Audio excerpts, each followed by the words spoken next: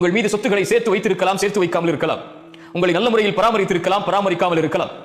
ஆனால் உங்கள் தாய் தந்தைக்கு காலம் முழுவதும் அவர்களுக்கு அருகிலேயே இருந்து அவர்களுக்கு பணிவிடை செய்து செய்து செய்து செய்து நன்றியை நீங்கள் வெளிப்படுத்திக் கொண்டே இருக்க வேண்டும் என்ற ஒரு செயல் உங்களுக்கு இருக்குமானால், எனக்கு இருக்குமானால், என் தாய் தந்தைக்கு நன்றி சொல்வதற்கு லா இலாஹ இல்லல்லாஹ் முஹம்மது ரசூலுல்லாஹ் என்ற ஷஹாதத்தை மொழியக்கூடிய மகளாக அல்லாஹ் இவர்களின் மூலமாக நம்மை உருவாக்கியதுதான்.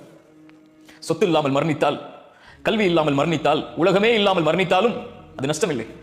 ஆனால் இந்த ஈமான் இல்லாமல் மரணித்தால் அல்லாஹ் அதை இந்த தாய் தந்தை வாயிலாக அல்லாஹ் நமக்கு கொடுத்திருப்பதற்கு நன்றி செலுத்த மறந்து விட்டால், காரணங்களை தேடிக்கொண்டிருந்தால், என் தாய் தந்தைக்கு நான் எதற்கு நன்றி செலுத்த வேண்டும் என்று இதை அறிந்ததற்கு பிறகும் நம்மை விட நஷ்டவாளிகள் யாரும் இல்லை.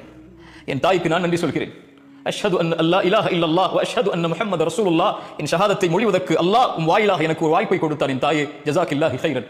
அல்லாஹ் உங்களுக்கு நலவை தரட்டும். உங்களுடைய விஷயத்தில் நான் குறைபட்டிருக்கிறேன். அல்லாஹ்விடத்திலே மன்னிப்பை தேடுகிறேன், உங்களிடத்திலும் மன்னிப்பை